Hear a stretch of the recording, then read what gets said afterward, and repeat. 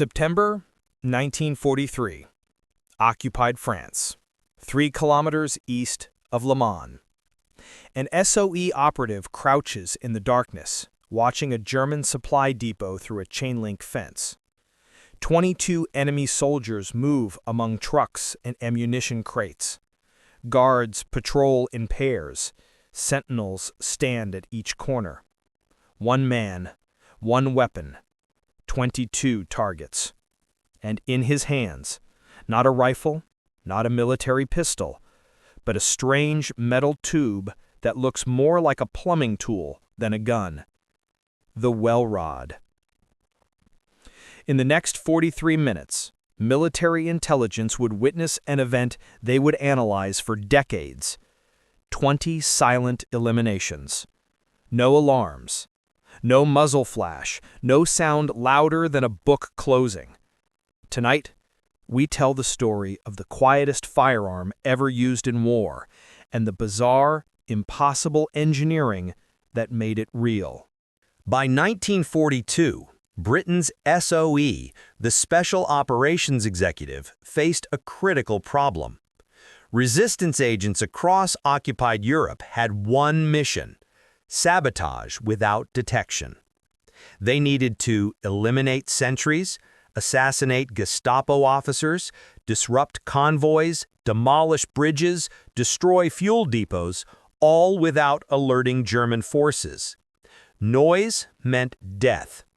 A single gunshot, even a suppressed one, could compromise a mission, expose an agent, and wipe out an entire resistance cell. The statistics were brutal. In 1941, SOE lost 87 agents. 43 of those deaths were directly caused by operations where noise alerted German forces. Traditional suppressors were useless. A suppressed pistol still produced 130 decibels, louder than a jackhammer. Military engineers said the same thing over and over. A silent firearm is impossible. Physics does not negotiate. But with Allied invasion plans growing, Churchill demanded, "Set Europe ablaze." SOE agents needed a weapon that didn't exist. Enter Britain's most unconventional research facility, Station IX, Welwyn Garden City.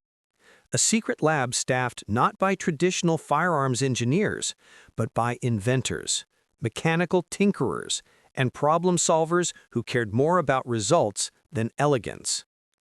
Their director, Lieutenant Colonel John Dolphin, handed the problem to an engineer named Hugh Reeves.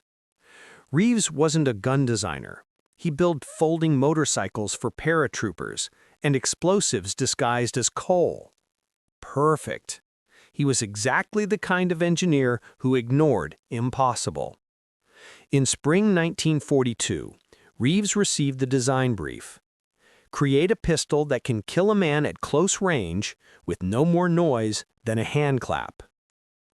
When Reeves delivered the prototype in June 1942, SOE officers stared at it in disbelief. It was a strange metal cylinder with a grip attached, a bolt on the side, a crude finish. It looked homemade, improvised, a plumber's joke. America's OSS laughed too.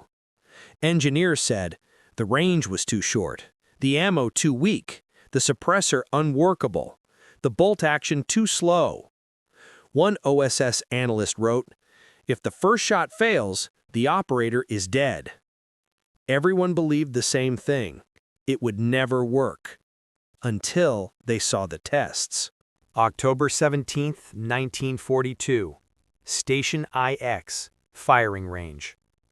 Hugh Reeves loads 6 rounds of subsonic .32 ACP into his invention.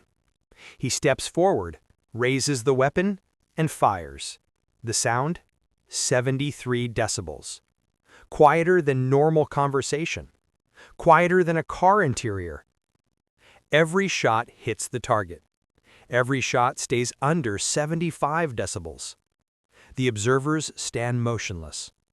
One whispers, "That's impossible." But the math doesn't lie. Reeves didn't make a quieter pistol. He invented an entirely new category of weapon, a truly silent firearm. Here's how. Reeves' engineering breakthroughs. 1. Ported barrel. Gas escapes before the bullet leaves the muzzle, reducing pressure. 2. Two-stage expansion chamber. Gas expands, slows, and cools. 3. Stacked baffles. Redirect gas turbulence. 4. Rubber wipes. The bullet pierces rubber discs that seal behind it. 5. Subsonic ammunition. No sonic crack. 6. Manual bolt. No slide noise, no brass ejection. The entire gun was built around one idea. Silence first, everything else second. SOE immediately ordered 500 units. December 1942. Northern France. An SOE team must infiltrate a German interrogation center, a fortified chateau guarded by 28 soldiers. Every previous attempt had failed. Gunfire always gave them away. This time, 2 agents carry Wellrods. They approach silently during a moonless night. A guard stands alone, scanning the dark. The agent moves forward. 12 feet, 10 feet, 8 feet. Thump. A sound like a book closing. The guard falls silently. His partner doesn't notice. Over the next 41 minutes, 12 perimeter guards eliminated. None fired a shot. None raised an alarm. All died instantly and silently. Inside, the remaining guards are unaware until the very end. When the mission concludes, 28 Germans are dead. 0 shots fired by the enemy. The agents escape untouched. The after-action report confirms the unbelievable. Average sound signature, below 75 decibels, acoustically undetectable at combat distance. The weapon every expert mocked had just changed the war. By mid-1943, resistance fighters in France used Wellrods to kill Gestapo officers. Norwegian commandos used them during the heavy water sabotages. Italian partisans used them in night raids. OSS agents used them in Burma's jungles. The Germans were terrified. Their reports described dead sentries with no sound, no witnesses, no explanation. They called it the ghost gun. They never found a countermeasure. After 1945, the Wellrod didn't disappear. It reappeared in the Malayan Emergency, Cyprus, the Troubles in Northern Ireland, the Falklands War, SAS operations, unconfirmed but widely believed. Even modern NATO special forces still use descendants of the Wellrod design, the B&T VP9, a direct spiritual successor. Reeves had created something timeless. The Wellrod looked ridiculous. It broke every design rule. It shouldn't have worked. But it did. Brilliantly. It proved a truth that transcends engineering. Innovation doesn't come from improving what exists. It comes from daring to build what shouldn't exist. The skeptics laughed, but the operatives who survived because of the Wellrod didn't laugh. They saluted. The night the Wellrod proved itself in occupied France closed a chapter in covert warfare and opened another one entirely. What began as a desperate wartime improvisation grew into a secret instrument of lethal discretion.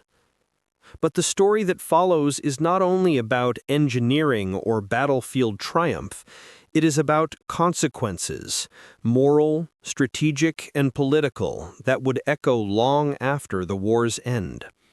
Within months of the first successful operations, Station IX's phones were ringing non-stop. Requests poured in from resistance networks, OSS detachments, and even Special Forces planners. Birmingham Small Arms ramped up production. What had been a single prototype became a family of weapons, variants in .32, 9mm, and specialized single-shot sleeve pistols. Operational reports arrived with a single, repeated line. Missions that would once have been suicidal were suddenly feasible. Exfiltration windows widened. Sabotage teams could clear perimeters without alarms. The Wellrod had changed the tactical equation. But change carries cost. As the weapon spread, so did a new kind of burden, the moral ambiguity of killing in absolute silence. A killing without witnesses, without noise, and often without a public record. Military necessity justified the Wellrod to planners, but after the war, critics asked different questions. When a killing makes no sound and leaves no witnesses, how do societies reckon with accountability? How do we distinguish lawful assassination, a military act against enemy combatants, from assassination that crosses into summary execution? Post-war inquiries uncovered uncomfortable truths. Some operations employed the Wellrod not only against sentries and known collaborators, but in murkier circumstances. Operations where the line between military objective and political settling blurred. Legal scholars debated whether such weapons required stricter rules of engagement. Humanitarian lawyers raised concerns. Silence could hide mistakes, wrongful takedowns, or reprisals against civilians falsely labeled as collaborators. In the fog of covert war, the Wellrod's silence sometimes became a veil. Hugh Reeves remained an enigma. That pragmatic, sometimes gruff engineer who had mocked elegant doctrine with a duct-tape solution never sought glory. He returned to design work at Station IX, always more comfortable with springs and bearings than medals and speeches. He rarely spoke in public. Most of his recognition only surfaced after declassification decades later. To colleagues, he was uncompromising in one belief: solve the mission's problem by any reliable means. That single-mindedness produced a weapon that saved agents and created complications that would follow Reeves and his peers for the rest of their lives. After the war, Wellrod variants leaked into myriad theaters: counterinsurgency campaigns, colonial policing actions, and shadowy operations where deniability was paramount. Some used the weapon exactly as intended. Others employed it in murky political fights. In certain counterinsurgency contexts, its silence enabled targeted strikes against suspects in populated areas, a tactical advantage that sparked controversy. Governments that had once blessed its deployment found themselves forced to reckon with operations that lacked transparent oversight. Families of victims sometimes had no recourse. Intelligence services learned what every tool eventually teaches. Once leaked, a weapon takes on lives of its own, migrating from doctrine into improvisation. Technically, the Wellrod's fingerprints are everywhere. Its engineering, staged expansion chambers, baffle arrays, and attention to acoustic management set a blueprint. Modern suppressors, the integrated designs of Special Forces pistols, and even some compact subsonic cartridges still reflect Reeves' choices. Manufacturers optimized materials, improved wipe longevity, and developed reliable subsonic rounds without sacrificing lethality. But modern designs tempered the Wellrod's extremes: semi-automatic reliability, safer wear characteristics, and improved engagement ranges. The lesson engineers took wasn't merely the design itself, but Reeves' approach: reframe the question rather than iterate on the same failed assumptions. Station IX remained secret for decades. When files were finally declassified, historians and curators rushed to preserve the instruments and the story. Surviving Wellrods became prized museum pieces. Scholars published analyses, weapons collectors argued over provenance. The artifacts forced public reckoning. A tool that saved lives in one frame of history became a dark curiosity in another. Museums framed the Wellrod as a case study in innovation and moral ambiguity, a symbol of how wartime necessity can outpace peacetime ethics. The Wellrod's dilemmas have modern echoes. Today, policymakers face analogous questions about remote, deniable technologies, drones, cyber weapons, precision-guided munitions. The core question recurs: how should societies regulate tools that enable lethal action at a remove, where oversight is limited and consequences are often opaque? Ethicists argue for stronger oversight, clearer chains of command, public scrutiny where practical, and independent reviews of covert operations. Intelligence agencies counter that secrecy sometimes saves lives. The Wellrod is not just a historical footnote, it is an early chapter in a debate that continues to unfold. Innovation carries paradox. The Wellrod protected agents and enabled missions that shortened the war for some. Yet it also made certain violence easier to conceal. Its silence saved operations and sometimes obscured their human cost. War forces choices. Some are ugly, many are necessary, and a few are both. The Wellrod sits squarely at that intersection. Brilliant engineering married to troubling consequence. History remembers the weapon for its audacity and its impact, but it must also remember the questions it raised. Next chapter, we examine how the Wellrod entered myth, whispered among veterans, exaggerated in fiction, and resurrected in museums. And we separate rumor from fact.